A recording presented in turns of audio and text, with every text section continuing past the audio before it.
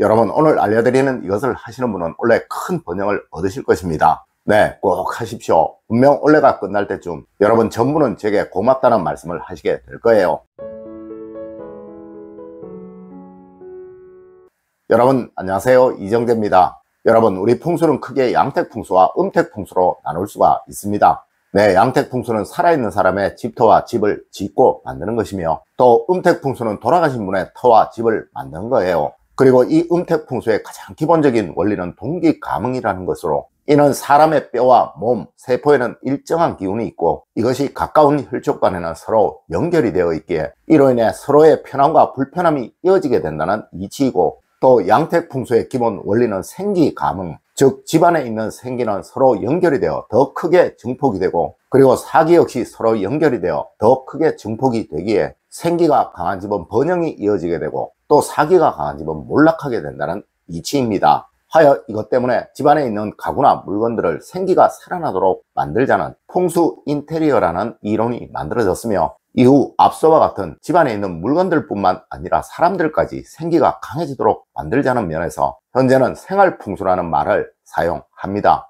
여러분, 풍수에서는 과연 집이 중요한 것일까요? 아니면 집안의 배치와 꾸밈이 더 중요한 것일까요? 아니면 그것들을 사용하고 누리고 사는 사람들이 더 중요한 것일까요? 맞습니다, 여러분. 사람이 가장 중요한 거예요. 네, 사람이 튼실하면 아무리 흉당에 살아도 그 집은 명당이 될 수밖에 없으며, 또 사람이 부실하면 아무리 명당에 살아도 그 집은 흉당이 될 수밖에 없다는 것이죠. 여러분, 올해는 큰 번영의 기운과 거대한 변화의 기운이 여러분에게 몰려올 것입니다. 네, 이제 알려드리는 것을 항상 가지고 실천하시는 분들은 그 기운들을 모두 흡수하여 올해 최고의 한 해를 보내게 되실 것이며, 또한 올 한 해가 평생의 기반이 되는 그런 한 해가 될 것입니다. 첫 번째로, 여러분, 집안의 중심은 아내입니다.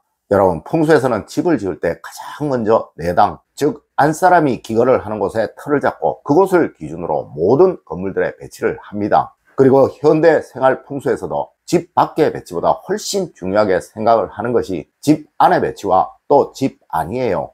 여러분, 혹시 여러분은 아내라는 뜻의 의미를 아시나요? 네, 이 말은 집안의 해라는 말, 즉 집 안의 태양이라는 말의 줄임말이에요. 맞습니다. 해가 뜨는 곳은 양지이고 해가 없는 곳은 음지이듯이 집 안에서 해를 말하는 아내가 존중을 받고 대우를 받으면 그 집은 무조건 번영을 하는 것이고, 또 그 집은 뭐든 다 이루어지는 그런 집이 된다는 것이죠.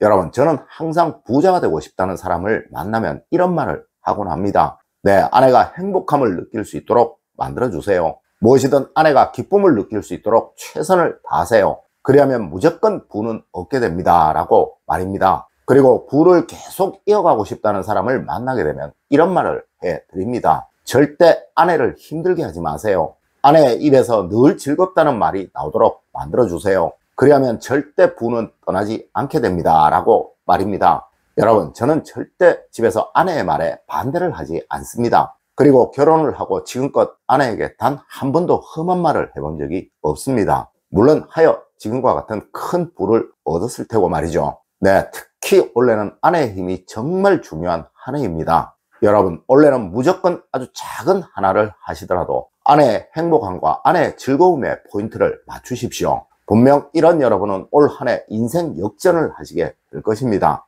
두 번째로, 여러분, 올해는 10번 생각하고 한 번 행하십시오. 여러분, 올해는 양기가 가장 강한 해라서 뭐든 움직이고 행동하는 힘이 아주 강합니다. 분명 여러분에게도 충동적인, 순간적인, 그리고 본능적인 행동들이 계속 나타나게 될 거예요. 여러분, 올해는 이런 것들이 모두 나쁜 것일 가능성이 아주 많습니다. 네, 동양학에서는 이런 말을 합니다. 양기와 음기는 균형을 이룰 때 가장 큰 힘과 가장 좋은 힘을 발휘하게 된다고 말이죠. 그리고 또 양기의 기운이 강할수록 음기의 기운도 강해야 하며, 그리고 양기의 기운이 강한 때에는 큰 번영이 이루어지게 된다고 말입니다. 맞습니다. 올해는 양기의 기운이 가장 강한 한 해입니다. 만약 올해 여러분에게 음기가 이에 맞도록 강해지게 된다면 분명 여러분은 누구라도 큰 운을 얻어 큰 번영을 얻게 된다는 것이죠. 여러분, 무조건 올해는 생각 10번에 행동 1번 꼭 기억하십시오. 네, 절대 충동적인 것은 안 되며 절대 순간적인 것도 안 되며 무엇이든 생각하고 또 생각하시는 그런 여러분이 되십시오. 네, 무조건 이런 여러분은 올해가 끝날 때쯤에는 전혀 다른 삶의 좌표 위에 서 있게 되실 것입니다.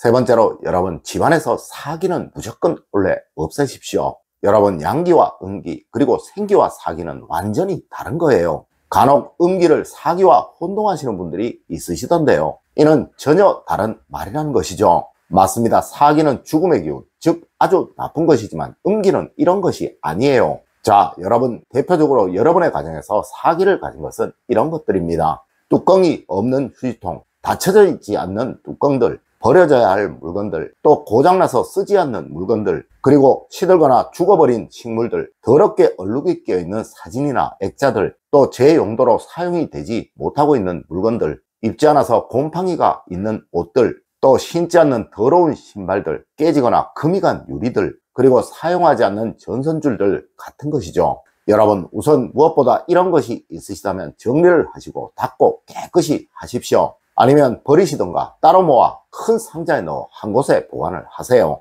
네, 그래야 여러분은 원래 큰 번영을 얻게 됩니다. 여러분 절대 사기가 가득한 곳에는 생기가 살아나지 않습니다. 네 번째로 여러분 원래 현관과 창문은 항상 깨끗이 하세요. 여러분 여러분의 가정으로 운이 들어오는 장소는 딱 두 곳입니다. 네, 하나는 현관이고 하나는 창문이에요. 여러분 원래는 여러분의 인생을 바꿀 수 있을 만큼의 거대한 양기가 여러분의 집으로 들어오게 될 것입니다. 네, 그만큼 멋진 한 해가 바로 올해라는 것이죠. 하지만 이 두 곳이 막혀 있거나 더러워서 사기가 가득하다면 여러분은 당연히 얻어야 할 이 좋은 기운을 절대 얻지 못하게 된다는 것입니다. 여러분 현관은 무조건 단순화시키세요. 혹시 모르겠거든 가능한 뭐든 두지 않으시려고 하십시오.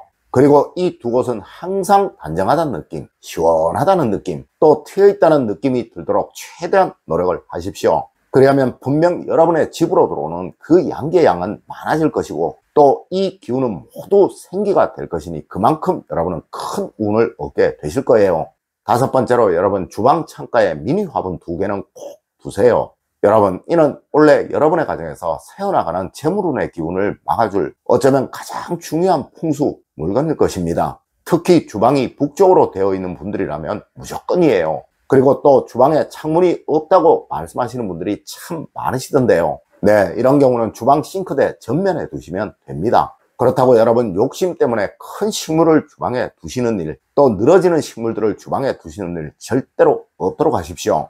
여섯 번째로 여러분 원래 가족들의 개인 수저는 꼭 쓰십시오. 여러분 이는 원래 정말 중요합니다. 네, 수저를 구분하는 것은 가족들의 번영운을 살리는 최고의 수단이라서 원래는 무엇보다 더욱 중요하다는 것이죠. 물론 개인 밥그릇, 국그릇이 있다면 더욱 좋을 것이고 또 수저 받침대를 사용하시면 더욱 좋을 것이며 그리고 식탁에 그릇 받침대까지 있으면 더욱 좋을 것이지만 굳이 이렇게까지는 아니시더라도 꼭 가족 개인마다의 수저는 사용을 하시도록 하십시오. 네, 그래야 가족들의 질서가 만들어지게 되고 또 여러분의 가족분들은 밖에서 어떤 일을 하시든 그 일이 쉽게 이루어지게 됩니다. 여러분 오늘 제가 알려드린 이야기 꼭 명심하셔서 마땅히 올 한 해 여러분이 얻으셔야 할 그 운을 다 얻으시는 여러분이 되시길 기원드리며 오늘의 이야기를 마치도록 하겠습니다. 늘 올바른 학문과 올바른 지식을 여러분들께 전하도록 노력하겠습니다. 여러분 긴 시간 감사드립니다. 감사합니다.